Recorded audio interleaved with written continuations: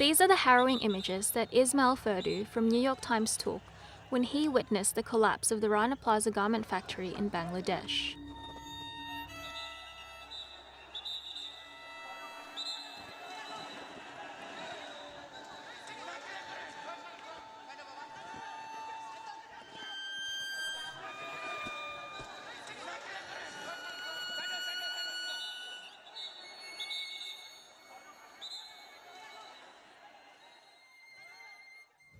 With many international brands entering the Australian market, more and more Australians are paying less for clothes.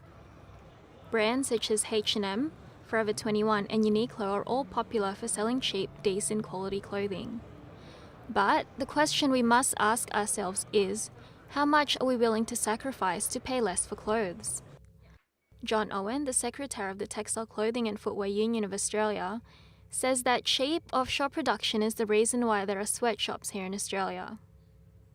It's a constant battle to clean up the industry because we're faced with cheap offshore production, so the market's being flooded by cheap products.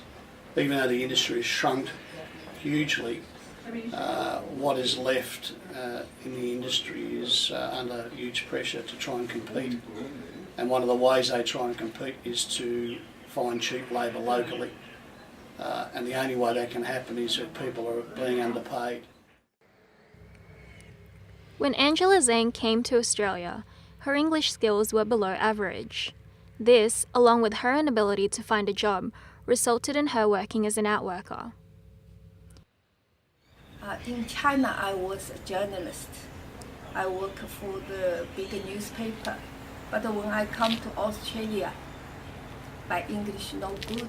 I can't speak English and I can't find the suitable job.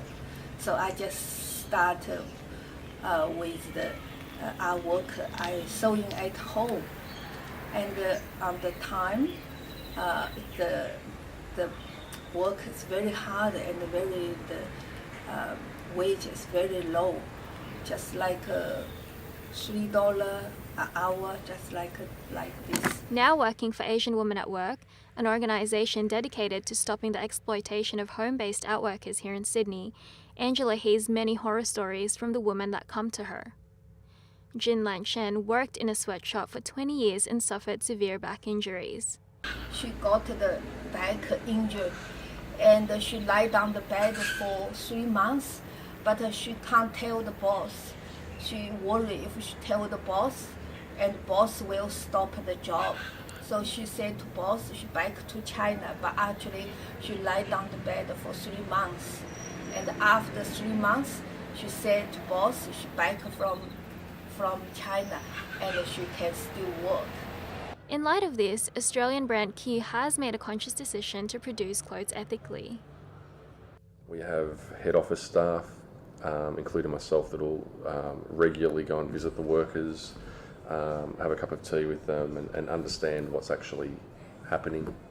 I think that the worker is the most important part of this combination or this relationship, I guess, whether it's someone on the design floor in our office here coming up with a certain design for a garment, whether it's a worker who's driving the product around from one place to another, whether it's the presser, whether it's the cutter, whether it's the maker who actually physically constructs the garment.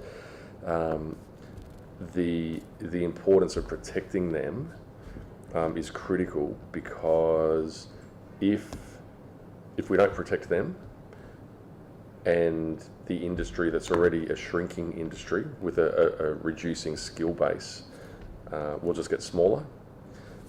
If that industry and skill base shrinks even further and workers feel they're not protected, they'll leave the industry, and companies like us who want to stay local and produce locally just won't be able to.